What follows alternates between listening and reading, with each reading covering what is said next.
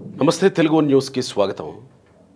గత వారం రోజులుగా ఆంధ్రప్రదేశ్లో నకిలీ రిజిస్ట్రేషన్లు లేదా రిజిస్ట్రేషన్లు మార్చి 700 కోట్ల స్కామ్కి సంబంధించి కొంతమంది సెలబ్రిటీల పేర్లు తెర మీదకి వచ్చాయి.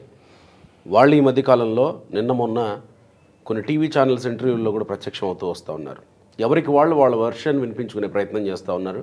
మాకు సంబంధం లేదంటే మాకు సంబంధం లేదు, కొంతమందికి ఇందులో ప్రాణహాని ఉంది అని కూడా చెప్తూ వస్తున్నారు. ఒకటి అప్పటి సబ్ రిజిస్ట్రార్ ధర్మ్ సింగ్, 2 చేమకుర్తి శ్రీకాంత్, 3 వనం దివ్య అలియాస్ రీతు చౌదరి. వీళ్ళ పేర్లే వినబడుతూ ఉన్నాయి. ఇటు జగన్మోహన్ రెడ్డి పిఏ కేఎన్ఆర్, తర్వాత రామారావు ఆయన జిల్లా రిజిస్ట్రార్, ఆయన పేరు వినబడతా ఉన్నాయి.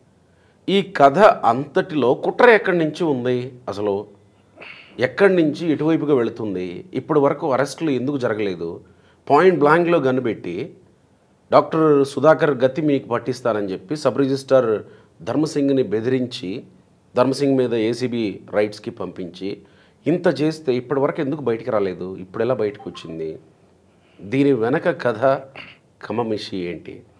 మా ఎడిటర్ సుధాకర్ గారు ఉన్నారు. పూర్తి వివరాలు కాస్త లోపలికి డిగ్ చేసే ప్రయత్నం చేద్దాం. నమస్కారం సుధాకర్ గారు. ఎక్కడి నుంచి మొదలైంది అసలు ఈ కాన్స్పిరసీ? ఏదైతే ముందుగా ధర్మసింగ్ అనే ఒక రిటైర్డ్ రిజిస్ట్రార్, సబ్ రిజిస్ట్రార్ ముఖ్యమంత్రికి అట్లాగే నారా లోకేష్కి పబ్లిక్గా లెటర్ రాసి దాన్ని రిలీజ్ చేశారు.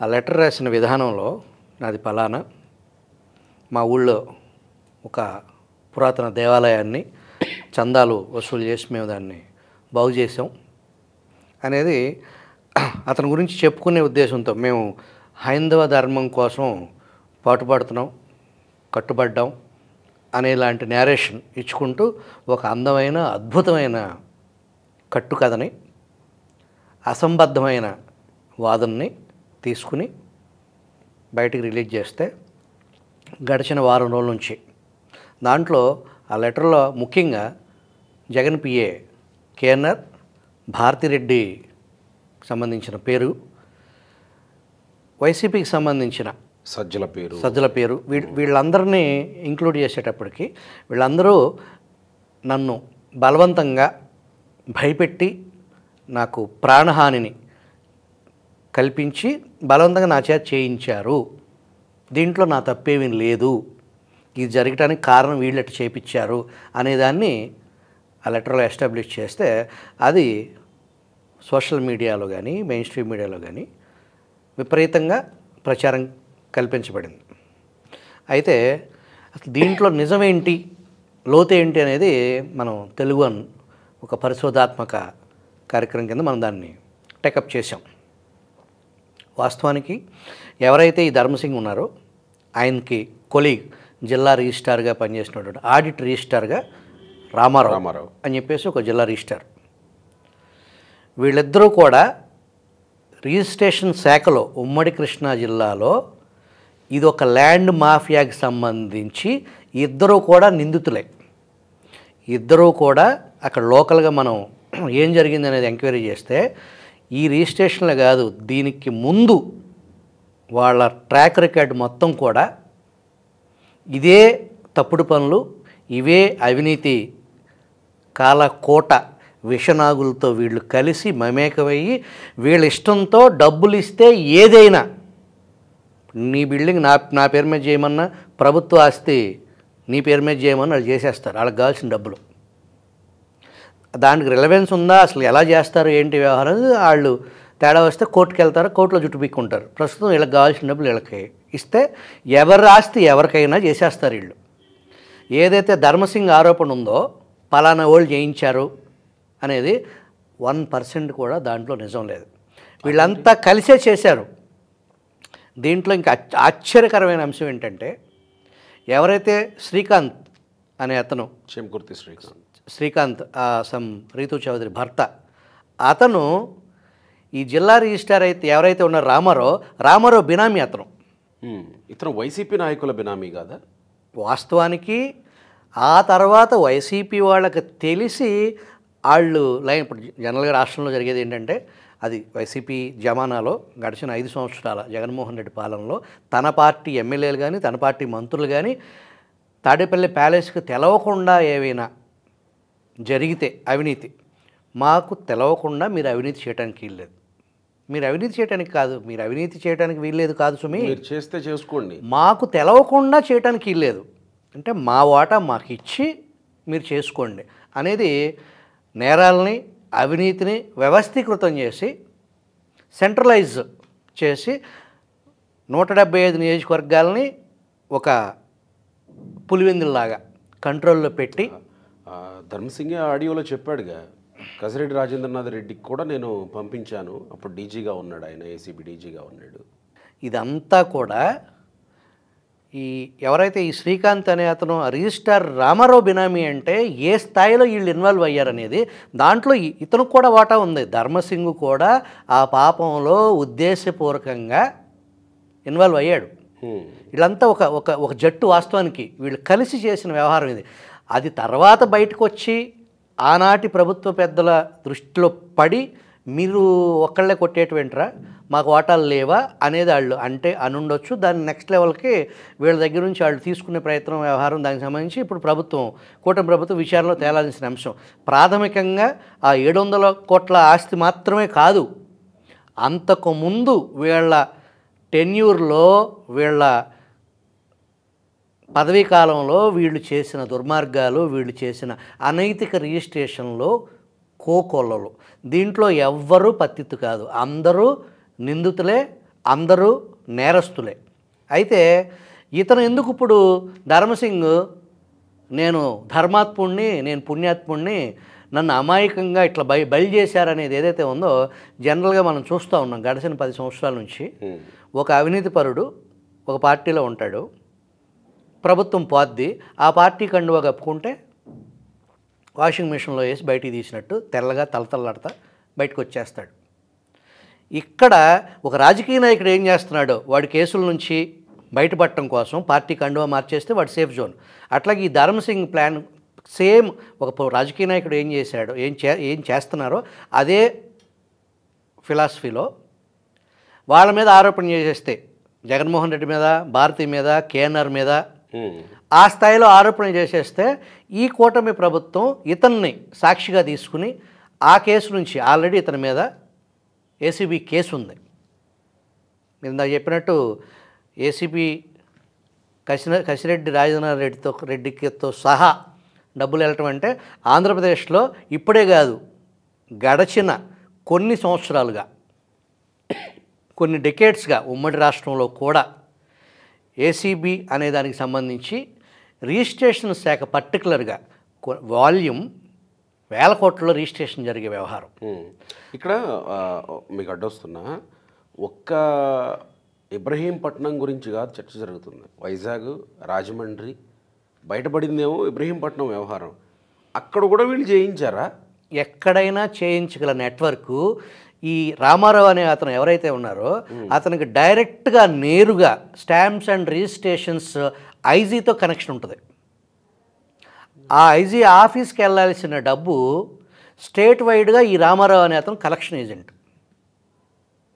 ఇప్పుడు ఆ కేసులో ఇతను అరెస్ట్ చేస్తారనే ఉద్దేశంతో కొన్ని నెలల క్రితం అమెరికా పారిపోయాడు ఈ రామారావు అనే అతను. ఇది ఒక నెట్వర్క్, ఇది ఒక మాఫియా. ధర్మసింగ్ ధర్మాత్ముడు కాదు, అతను కూడా తలాపాపం తెలాపిడికుడు. అతను కూడా ఈ పాపంలో అతనికి భాగం ఉంది. ప్రజలను తప్పుదో పట్టించడం, మీడియాను తప్పుదో పట్టించడం, ప్రభుత్వ యంత్రాంగాన్ని తప్పుదో పట్టించడం. అంటే ముందుగానే పోయాడు కాబట్టి ఇతను సుధపూస అని అనుకుంటారేమోనని ముందుగానే బయట నేను నేరస్తుని కాదు నా చేత చేపించారని చెప్పేసి మన ఈ వైఎస్ బాబాయ్ హత్య కేసుకు సంబంధించి, వివేకానంద హత్య కేసుకు సంబంధించి హంతకుడే కన్ఫర్డ్ అయిపోయి నేను ఒప్పేసుకుంటాను నా తప్పుని అని చెప్పేసి ఏదైతే సుప్రీంకోర్టు వరకు వెళ్ళి ఇప్పుడు అతను బయట ఉన్నాడు కదా, దస్తగిరి నిరపరాధిగా, ఆ టైప్లో చేద్దాం అనుకున్నాడు. కానీ ఇతను అలా దస్తగిరిలాగా నేను చేసిన మాట వాస్తవమే, ఇట్లా కలిసి చేశాము అని చెప్పట్లా. ఇంకా స్మార్ట్గా నేరస్తుడు ఒక కేసులో నిందితుడు, వాళ్ళు అందరూ కలిసి నా చేత చేయించారు, నా పేరులో ధర్మం ఉంది, నేను ధర్మంగానే నడుచుకున్నాను, నన్ను ఈ రకంగా ఇబ్బంది పెట్టారు అనేది స్టోరీలో ట్విస్ట్. అంటే వీళ్ళు ఒకరికొకరు మాకు ప్రాణహాని ఉందంటే మాకు ప్రాణహాని ఉంది. ఇప్పుడు చెంకుర్తి శ్రీకాంత్ కూడా నాకు వాళ్ళ నుంచి కేఎన్ఆర్ నుంచో లేకపోతే సజ్జల నుంచో ప్రాణహాని ఉంది అని మాట్లాడతారేంటి? ఈ మధ్య జైల్లోంచి భాను రిలీజ్ అయ్యాడు కదా. అవును. భాను ఎందుకు అరెస్ట్ చేశారు? భానుని సూర్యని చంపాడని. సూర్యని ఎందుకు చంపాల్సి వచ్చింది? దానికి ముందు జరిగిన పరిణామాలు, సూర్యకి సంబంధించి సూర్య జైల్లోంచి బయటకు వచ్చి పరిటాల రవిని దారుణ హత్యకు గురైన తర్వాత ఆ టెన్యూర్లో జరిగిన ఆస్తులు వ్యవహారాలు చాలా సినిమాలు కూడా వచ్చినాయి కదా. సూర్య డబ్బులతో సినిమాలు కూడా తీసిన ప్రొడ్యూసర్స్ ఇదే నగరంలో ఉన్నారు కదా. సూరి, నువ్వు ఏదైతే నేను జైల్లో ఉండగా నీ పేరు మీద ఆస్తులు వచ్చినాయో, నన్ను ఏదైతే బినామీగా నిన్ను పెట్టుకున్నామో, ఇవన్నీ మళ్ళీ తిరిగి రాయమనే దశలో సూరి ఒత్తిడి చేస్తే సూర్యుని చంపేస్తే ఈ ఆస్తులన్నీ మనయే కదా అనేదే దాంట్లో మర్డర్కి కోణం తప్ప అది ఫ్యాక్షన్ వ్యవహారం కానీ ఇంకొక కోణం కానీ ఏం లేదు కదా దాంట్లో వాస్తవానికి. పరిటాల రవి హత్యకి లేదా సూర్యకి సంబంధించిన ఆ హిస్టరీ చూస్తే కుటుంబ నేపథ్యం, చరిత్ర, ప్రాంతం, కక్షలు, అది ఫ్యాక్షన్ ఒక మూలం ఉంది. భాను ఎందుకు చంపుతాడు? భాను మనిషి కదా. సూరి అంటే ఆస్తులు మళ్ళీ ఏదైతే 100 కోట్ల ఆస్తులు సంపదను తిరిగి రాపిచ్చే వ్యవహారంలో సూర్య ఉన్నాడు. ఆ దశలో అడ్డు తగిలిస్తే ఈ ఆస్తులన్నీ నాయే కదా అనే దానికి సంబంధించి వ్యవహారం. ఇప్పుడు ఈ విషయంలో కూడా వీళ్ళందరూ ఇన్వాల్వ్ అయ్యారు. వీళ్ళందరికీ ఒక మూలం ఒకటి అనేది ఒకటి ఉంది ప్రస్తుతం. ఏదైతే వీళ్ళ వెనకమాలని నడిపించేది ఎవరు, ఈ ఆస్తులు ఎవరికి తగ్గుతాయి, వీళ్ళ ఎవరెవరిని టార్గెట్ చేస్తారు. ఇప్పుడు ధర్మసింగ్ ఒక లెటర్ ద్వారానే తత్మోహన్ టార్గెట్ చేశాడు. ఈ శ్రీకాంత్ అనేది ఇప్పుడు ఇంత ఆస్తి, ఇంత వ్యవహారం అతని పేరు మీద, అతని భార్య పేరు మీద రిజిస్ట్రేషన్ అయి ఉన్న వ్యవహారం. శ్రీకాంత్ని ఎవరు టార్గెట్ చేస్తారు, టార్గెట్ చేయాల్సిన అవసరం ఎవరికి ఉంది అనేది శ్రీకాంతే చెప్పాలి. ఇది నిజాయితీగా, న్యాయబద్ధంగా, ధర్మబద్ధంగా సంపాదించిన ఆస్తులు కాదు కదా, అన్యాయంగా, అక్రమంగా పోగేసిన వ్యవహారం. దానికి అధికారులు ఏదైతే ప్రాపర్ డాక్యుమెంటేషన్ ఉందా లేదా, ఒక ఆధార్ కార్డు ఒక సామాన్యుడికి ఒక చిన్న పేరు మార్చాలంటే ఒక అక్షరం తప్పుపడితేనో లేదా 10th క్లాస్ మార్క్ లిస్టులో ఒక పేరు తప్పుపడితే చెప్పులు అరిగేలాగా తిరగాల లేదా ఆఫీస్ చుట్టూ. అట్లాంటిది 1000 కోట్ల ప్రాపర్టీకి సంబంధించి ఒకడి ఆస్తిని ఒకడికి కాపాడాల్సిన స్థానంలో వీళ్ళుండి కాసులు కక్కుర్తిపడి ఎన్ని సంసారాలని ఏ రకంగా ఛిద్రం చేసి ఎవరాస్తులు ఎవరికి రాపిచ్చారు గడిచిన 5 సంవత్సరాల్లో. ల్యాండ్ టైటిలింగ్ యాక్ట్ అని చెప్పేసి ప్రజా వ్యతిరేకత వెల్లువెత్తుతుంది, ప్రింట్ మీడియా, ఎలక్ట్రానిక్ మీడియా హోరెత్తింది. అయినా కూడా జగన్మోహన్ రెడ్డి నాటి ముఖ్యమంత్రి హోదాలో ఉండి ప్రజా వ్యతిరేకత కారణంగా మేము ఒక అడుగు వెనక్కేస్తున్నాం అని చెప్పేసి ఒక్క మాట కూడా అనాలనిపించలా. ప్రధానమంత్రి రైతులకి ఆ బిల్లు నచ్చలేదని వెనక్కి తీసుకున్నాడు కదా, అలాంటి ప్రయత్నం ఏమి జరగలే మీరు అన్నట్టు. సో అట్లాంటి పాలనలో ఇట్లాంటి అధికార గణం బయటకు వచ్చినాయి కొన్నే. ఆలపాటి సురేష్ కుమార్ 600 పేజీల విధ్వంసం అని చెప్పి ఒక పుస్తకం జగన్మోహన్ రెడ్డి పాలనలో మనకందరికీ తెలిసిన విషయాలన్నింటినీ ఒక డాక్యుమెంట్ చేస్తే ద బుక్ హ్యాస్ 600 పేజెస్.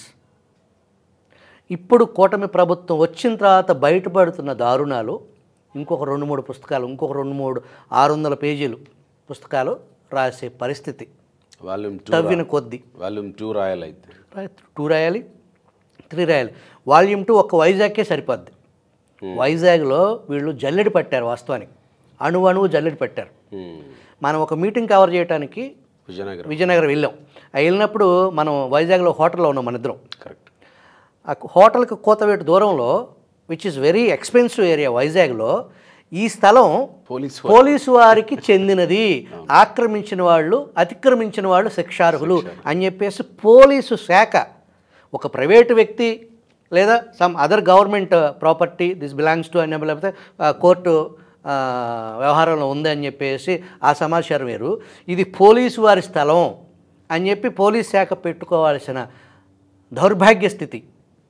మనం ఆ సభలో ఒక డిఎస్పీ, లేడీ డిఎస్పీ మన పక్కన నుంచి ఉంటే ఆవిడ చూపించా ఈ ఫోటో, ఇది వైజాగ్ పరిస్థితి అంటే ఆవిడ నమ్మల, ఇదేదో ఫేక్ న్యూస్ అండి. నేను కాదండి, పలానా చోట ఉంది, కావాలంటే మీరు ఎంక్వైరీ చేసుకోండి, ఈ ఫోటో తీసింది నేనే.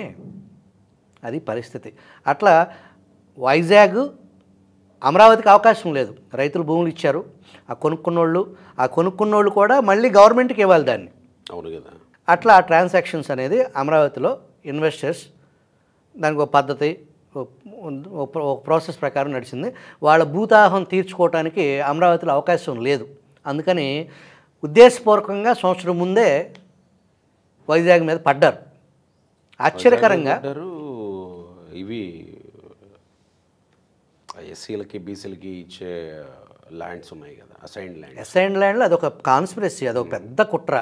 దాన్ని ముందుగానే ఇంటర్నల్గా నోటిఫై చేసి పలానా వాడు పలానా ఆధీనంలో ఇన్ని సంవత్సరాల నుంచి ఉంటే అది నీకే అంటే అది నీకు తెలుస్తుంది, నువ్వు యాజ్ ఎ గోపిగా పలానా అతని ఎస్ఐని దగ్గరికి వెళ్ళిపోయి నువ్వు ఒక అగ్రిమెంట్ పొందితే అది నీకే.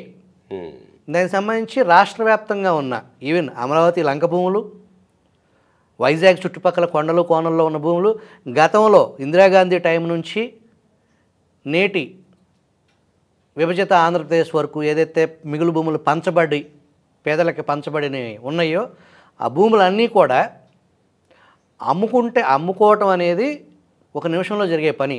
అది అమ్మటానికి లేకుండా రిస్ట్రిక్షన్ చేస్తే ఆ భూమి అనేది నిలబడి ఉంటుంది అనే ఉద్దేశంతో దాన్ని ఒక చట్టసభ, అది పార్లమెంట్ నుంచి ఆలోచించి నాటి పెద్దలు చేసిన చట్టాన్ని మీరు అమ్మేసుకుంటే ఎవరికి వెళ్తాయి? మళ్ళీ ఎవరైతే భూస్వాములు ఉన్నారో మళ్ళీ వాళ్ళ చెంతకే కదా అది వెళ్ళేది. ఆ చారిడి నేల కూడా వీళ్ళకి దక్కని పరిస్థితి. భూమి ఎప్పుడైనా ప్రీషియస్సే కదా, జనాభా పెరుగుతుంది, అది పెరగదు. ఆ కొద్ది 1 or 2% భూమి కూడా అక్కడి నుంచి తీసేసుకోవాలి అనే ఆ భావన అసలు ఆలోచన చేయటం, ఆ ఫ్యూడల్ మెంటాలిటీకి సంబంధించి పాలిగార్స్ అని మనం చాలాసార్లు చెప్పుకున్నాం. ఆ వ్యవస్థ, ఆ పాలిగార్ అనే తెలుగు పదానికి ఎవరైతే గవర్నర్ జనరల్ మన్రో, అప్పటి బ్రిటిష్ గవర్నర్ జనరల్ మన్రో పాలిగార్ అనే పదానికి ఫ్యాక్షనిస్టు అని ఇంగ్లీష్లో అన్నాడు.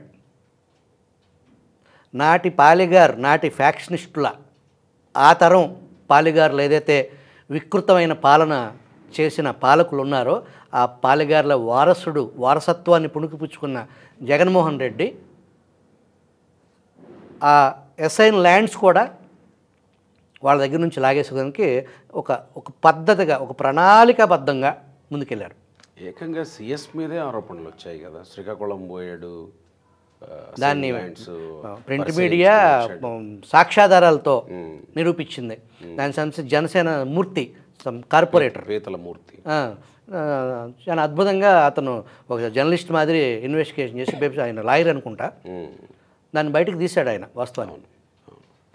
మరి ఇప్పుడు దీనికి ముగింపు ఎక్కడ? ఇంకా అంటే విచారణ చేసి తవ్వితే మీరు అన్నట్టు ఈ కాన్స్పిరసీ మొత్తం బయటికి వచ్చి మొత్తం అంతా ఇవన్నీ ఒక గూటి పక్షులే అని తేలే అవకాశం ఉందనుకోవాలి. ఒక గూటి పక్షులే అనేది అందరికీ తెలిసిన విషయమే, అందరికీ తెలుసు. రిజిస్టర్ ఆఫీసులో పనిచేసే ఫ్యూన్ దగ్గర నుంచి, రిజిస్టర్ ఆఫీసులు సరౌండింగ్లో ఉండే డాక్యుమెంట్ రైటర్ల దగ్గర నుంచి, ఎవరైతే ఈ ల్యాండ్ అమ్మటం కొనటం స్థలాలు పొలాలు వ్యవహారానికి సంబంధించిన ఈ ల్యాండ్ బ్రోకర్స్ ఉంటారో వాళ్ళకి అందరికీ తెలిసిన విషయమే. కానీ ఇది నిజం అని చెప్పేసి ప్రజలకు తెలియజేయాల్సిన బాధ్యత ప్రస్తుత కూటమి ప్రభుత్వమై ఉంది. అయితే నాటి ఏసీబీ ఏదైతే వీళ్ళ మీద కేసు కట్టిన వ్యవహారం, నాటి ఏసీబీ డీజీగా కసిరెడ్డి రాజేంద్రనాథ్ రెడ్డికి కూడా మేము డబ్బులు ఇచ్చాము, డబ్బులు అందినయి, అందుకే ఈ కేసు ఇంత నీరుగారుతూ వస్తుంది అనే దానికి సంబంధించి ఇప్పటికీ కూడా ఏసీబీలో ప్రభుత్వం మారిన పోలీసు అధికారులు, ఉన్నత స్థానంలో ఉన్న వ్యక్తులు ఈ అక్రమార్కుల్ని కాపాడటానికి పనిచేస్తూనే ఉన్నారు. నిరంతరం పనిచేస్తూనే ఉన్నారు. దానికి సంబంధించి కూటమి ప్రభుత్వం ఏ రకంగా యాక్షన్ తీసుకుంటుంది, ఈ కేసును ఎంత త్వరగా చిక్కుముడిని విప్పి ప్రజలకు నిజాలను తెలియపరుస్తుంది అనేది వేచి చూద్దాం. Right sir, thank you.